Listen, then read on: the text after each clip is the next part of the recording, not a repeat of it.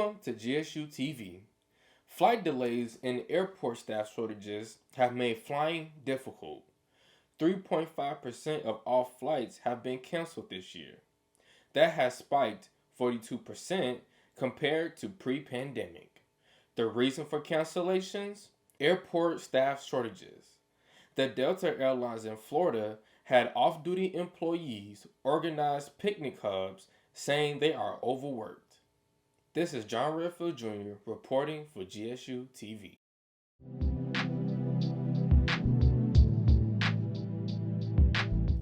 The rate of inflation has spiked 8.6% since 1981, causing many Americans to make difficult decisions about what to do with their money. President Biden blames high inflation on Russia's war and the hardship caused by the pandemic. Biden says he is making inflation his top priority as gas prices and groceries soar. Thank you for watching. This is John Redfield Jr. reporting for GSU TV.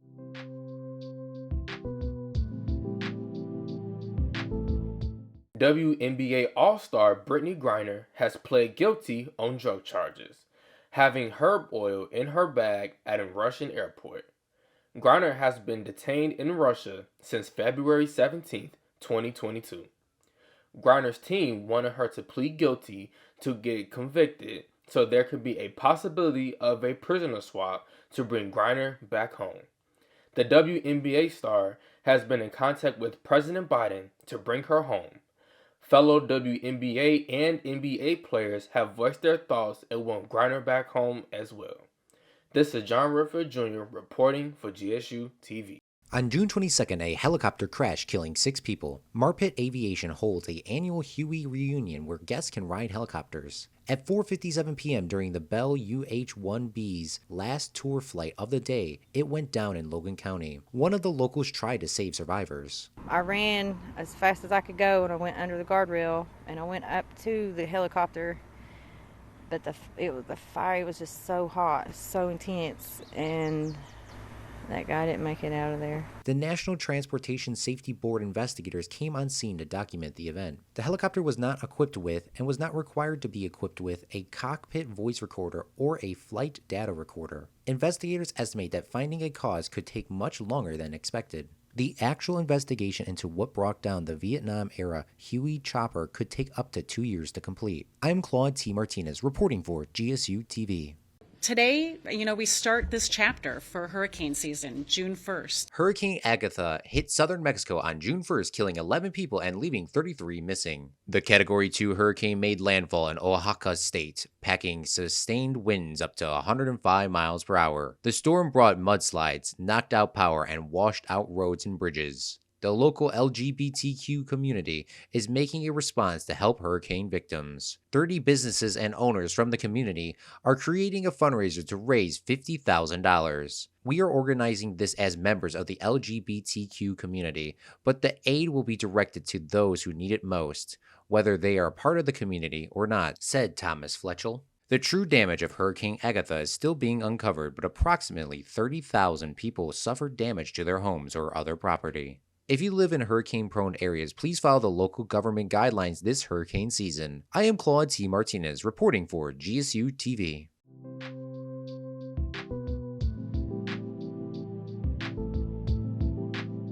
In June, protesters took to the street against Ecuador's government. For over 2 weeks, Ecuadorians wanted to have their voice heard, asking for change in food and fuel prices. On the 13th of June, people began the protest in Quito. Later, an indigenous strike sparked up, fighting for the same beliefs. The president of Ecuador responded, lifted a state of emergency he imposed in 6 provinces. And Guillermo Lasso vowed to cut 10 cents a gallon from both petrol and diesel prices. As of June 28th, at least 5 people have died after demonstrators blocked roads, torched vehicles, and hurled stones, while police responded with tear gas during several days of clashes. We can only see if these measures by the Ecuadorian government will help their people. I am Claude T. Martinez, reporting for GSU TV.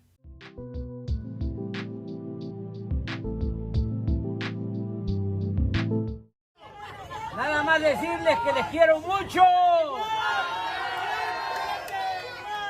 Que amor con amor se paga. On Tuesday, July 12th, President of Mexico López Obrador spoke to a crowd of supporters in a hotel in Washington, D.C. He tells the crowd he will visit the White House to discuss migrant rights with President Biden.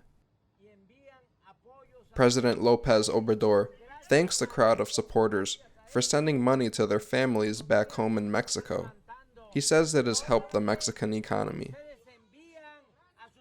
This is the second meeting between both leaders, who will discuss immigration. According to CNN, President Biden and his administration have been working on creating more work opportunities for migrants, as well as granting more work visas. Where Mexico expressed support for the Americas Partnership for Economic Prosperity and joined 20 other countries in adopting the Los Angeles Declaration on Migration and Protection.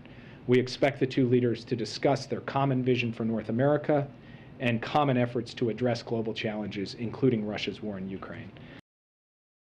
As I told you from the beginning, and I mean this, we see Mexico as an equal partner. Over the last year and a half, we've devoted our teams to whole-of-government efforts focused on rebuilding a solid framework of U.S.-Mexican relations. Vice President Kamala Harris hosted President Obrador at the Naval Observatory. The time that I spent with you in Mexico was so special to me. We spent time looking at the art, talking about the culture, and of course talking about the relationship between our two nations. So welcome, my friend. I look forward to our discussion and to continuing our partnership, long-standing partnership based on traditions and based on a friendship that has been so important to both of our nations. Welcome. President Biden's administration is looking to improve border infrastructure as well, as drugs like fentanyl continue to be smuggled across the border in high volume. According to CNN, on Tuesday, the administration is also expected to announce joint actions to improve border infrastructure, like investing in ports of entry, enhance law enforcement cooperation to disrupt the distribution of fentanyl, and promote clean energy, economic innovation, and prosperity. Our nations share close ties and family and friendship, and we're united through our values and our history. This is Dante Corona, reporting for GSUTV.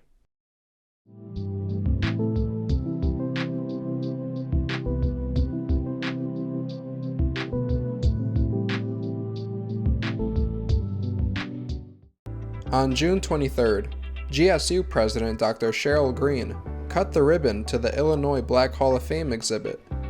The exhibit honors iconic figures that have made a significant impact on the state of Illinois. The 2022 inductees are changemakers and innovators in their respective fields. The Illinois Black Hall of Fame features trailblazers like Debbie Myers Martin, first black woman mayor of Olympia Fields, Illinois, and Tracy Bell, first black woman digital radio station owner. Derek Taylor, Black McDonald's Operators Association president. John W. Rogers Jr., founder, chairman, co-CEO, and chief investment officer of Ariel Investments. Blondine Davis, CEO and founder of Southland Chicago Preparatory Charter High School. Emil Jones, retired president of the Illinois State Senate. Linda Murray, past president of the American Public Health Association. Dorothy R. Level, editor and publisher of the Chicago Crusader newspaper. Pastor Emeritus Reverend Jeremiah Wright. And businessman Dr. Willie Wilson, owner and operator of multiple McDonald's restaurant franchises. Each inductee has a special story that describes their individual journey toward success. You can read up on their inspiring stories here at GSU. Visit the display in the D Building atrium across the administration's office. The Illinois Black Hall of Fame ceremony video plays continuously at the exhibit. You can find the full version on the Governor State University YouTube page.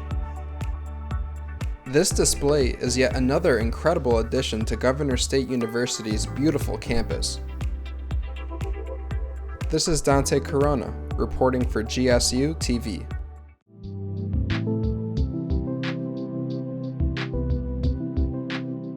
The Center for Student Engagement and Intercultural Programs is located on the second floor of the A building at Governor's State.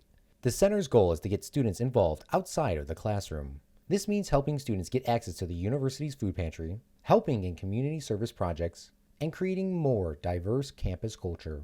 If students want to get more involved, they can join the Student Activities Council. SAC is definitely a big influencer on what we offer students. So we're looking at things that students want to do from their perspective, as well as student workers. We always need students to come in and join our staff to pick up those career skills and soft skills they'll need for their positions in the future. For Dr. Sledge, helping students is much more than getting involved on campus.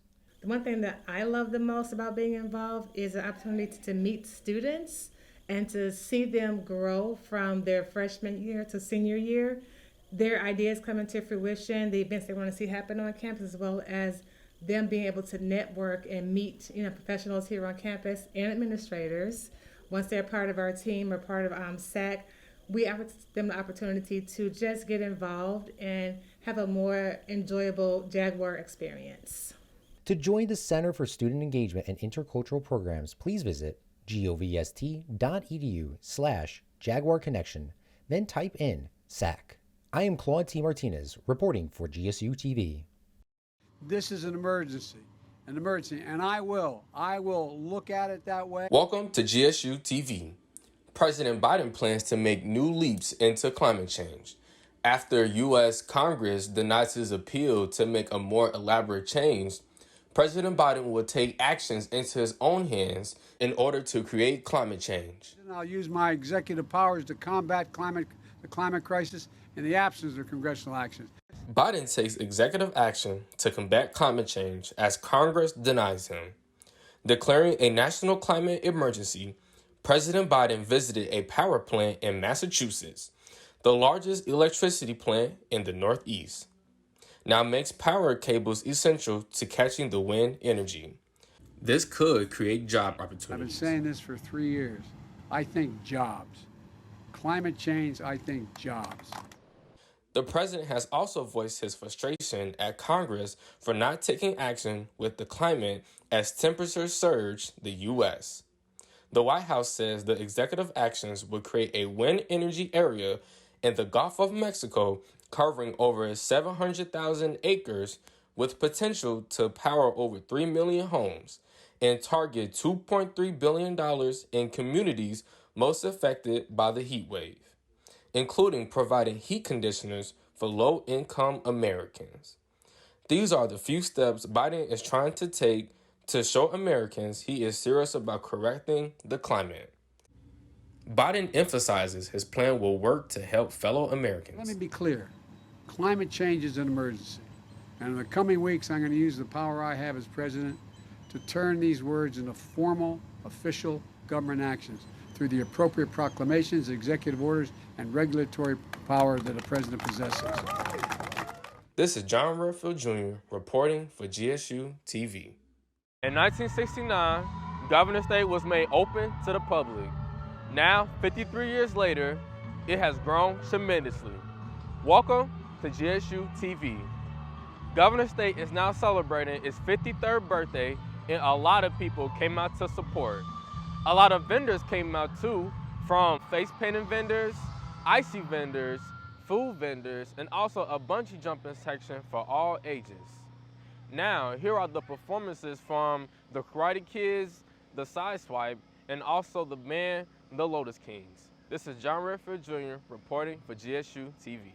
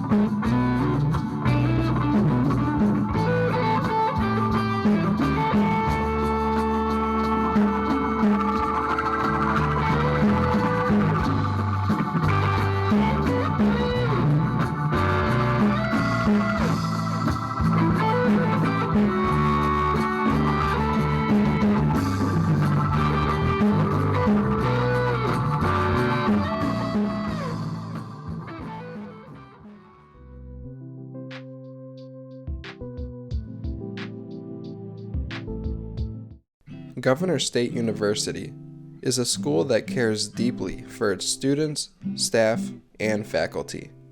Since 1969, GSU has been educating students and assisting them in any way possible. Governor State University is encouraging students to challenge themselves this summer. GSU's official Instagram has created the top 10 things to do during the collegiate summer break. If you follow these 10 summer tips, then you will have a very productive and successful summer, and you will be better prepared when you return for your fall semester. Learn a new skill to add to your resume. Creating a strong resume is one of the most important aspects of our education. Learning new skills in your field and adding them to your resume can be what sets you apart from other candidates. This article from FlexJobs gives you 7 ways to learn new skills. A great way to learn new skills is by utilizing online skill courses. You can visit websites like Skillshare to find short online courses that will teach you new skills. This will ultimately make you a better candidate when it's time to go apply for jobs. Tip number 2, turn a weakness into a strength. Oftentimes, when we think about our weaknesses, it can frustrate us. Our weaknesses can make us feel like we're not good enough. But taking time to self-reflect and to ask yourself what you can work on today can give you an idea on how you can turn your weakness into a strength. Tip number 3, volunteer for a great cause. This year, GSU students are on a public health brigade in Ghana. These volunteers will empower these communities by providing health education and improving infrastructure. This is a great opportunity for anyone looking to make a difference. GSU is a great place to find volunteer opportunities. However, if you would like to look elsewhere for volunteer work, then you could utilize platforms like Volunteer Match or Engage. Tip 4. Get an internship. Getting your first internship is a very exciting opportunity for any college student. Internships can get your foot in the door in a company, and it can lead to your first career job. Handshake, Bonsai, and Pathrise are all great platforms to find your first internship this summer. Tip 5. Learn a new form of exercise. There are many forms of exercise, and utilizing different forms can keep you motivated throughout the summer. Running and weightlifting are great options for building strength and endurance. Or you can visit your local park, where you can often find basketball courts or tennis courts. Tip 6. Take in some culture. The Visual Arts Gallery at GSU is a great place to visit to take in some culture and fine art, although there are plenty of places to take in some culture. The city of Chicago is known for its incredible museums and art galleries scattered throughout the city. Or you can head to your local library and read a book about your culture. This can be a great way to spend your summer.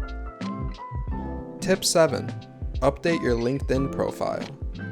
LinkedIn is one of the best platforms to market yourself and to find job opportunities all over the country.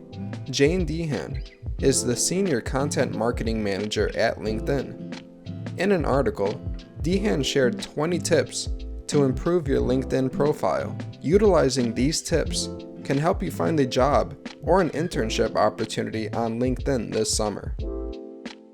Tip 8. Find a mentor. Finding a mentor is not an easy thing to do. However, it's an important step to learn more about your field. So stay connected to people in your field this semester, and never throw away opportunities, because you never know who could be your mentor. Tip 9. Fix your resume. Writing a resume can be an overwhelming task. However, employers will want to see a clean resume that clearly highlights your skills and experience. If you need help writing your resume, then head over to GSU's Resume Guide. Here you can find resume examples, formats, and additional resources. Tip 10. Join a sports summer league. Playing sports is one of the best ways to get exercise, relieve stress, and have fun. That's why it's a great idea to join a sports summer league. You can join with friends or make friends on a completely new team. Either way, hop online and find the summer league that fits you. Those are GSU's top 10 things to do during the collegiate summer. Hopefully this list has given you some ideas on how you can have a fun and productive summer break. This is Dante Corona reporting for GSUTV.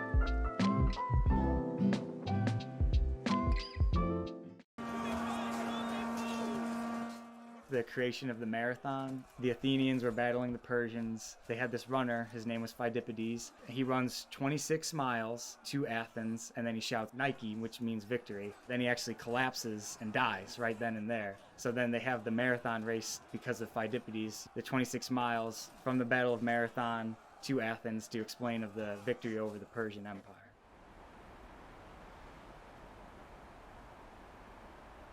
I was around like 5th grade. My older brother Matt was in 6th grade, and we were at Hickory Creek Middle School. And my brother Matt had come home, and he had just like joined the cross country team. And I decided like, oh, I'll join too. I can remember doing my first cross country race. I think it was at like Hickory Creek Middle School, and it was just like a small little meet. And I just remember like it was like a 2-mile race, and just like falling completely in love with it. It was so fun to me, like racing against all my friends and just like the environment, everyone cheering for you.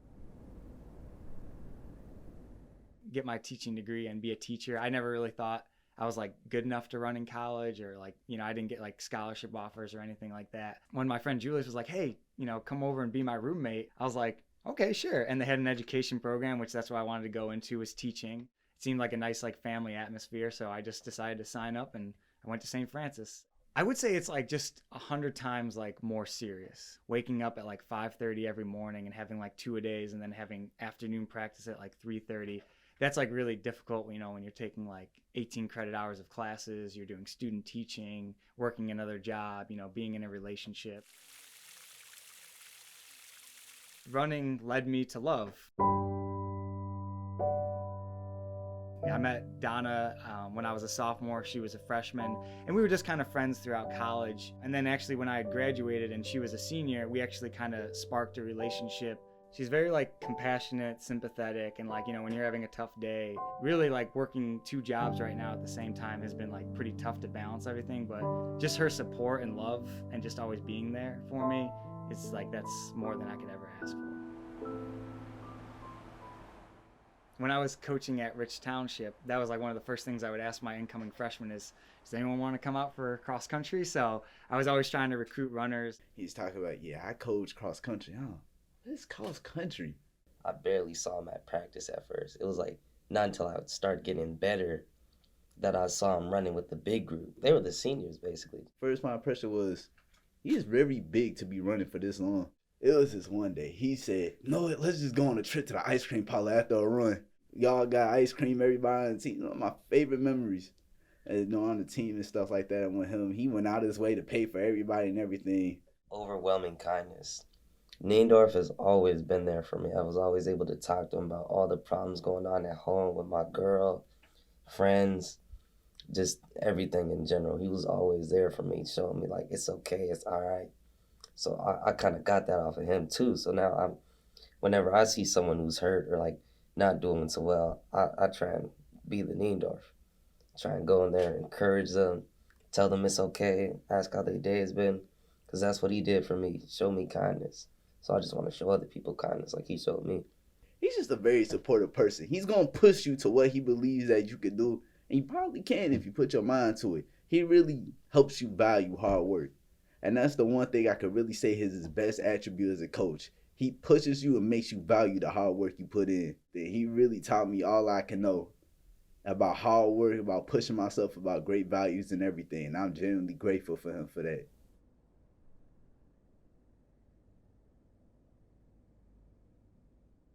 Well, I think he's energetic. He's ready to go. I've been watching him over the last year.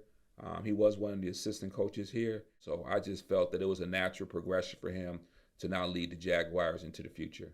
Lenny, you could just have a conversation with him about workouts. He was incredibly smart. Like, he knew his stuff. Pretty early on, you can tell who's serious about running if they kind of know the sport and stuff. So, you know, he walks up to me, starts talking to me about running, and I kind of knew then that, like, you know, he was a good coach. John's always motivating. I was able to go down to nationals this past year. You know, right before I started, John said something to the effect of, leave it all out there, just like enjoy it. You know, it's your last race. And that just kind of calmed my nerves and just like helped me to just relax a little bit and just like take in that moment. So I just really am confident in him as the new head coach, really confident that he's going to get the job done. You know, he's going to lead these men and women to great success coming up. You know, we want to have a standard here that wants to be set a little bit higher. To first have the cross-country teams running and competing very well, and then just adding the element of track and field. When kids are in sports, you know, kind of like cross country is fall season, track is spring season, that they're actually kind of more focused and motivated in the classroom, and they're actually balancing their schedules better. I would say the biggest thing for me is like structure. You know, I want these student athletes to like know exactly what they have to do, like what's expected out of them in terms of their training, in terms of whatever paperwork they need to complete.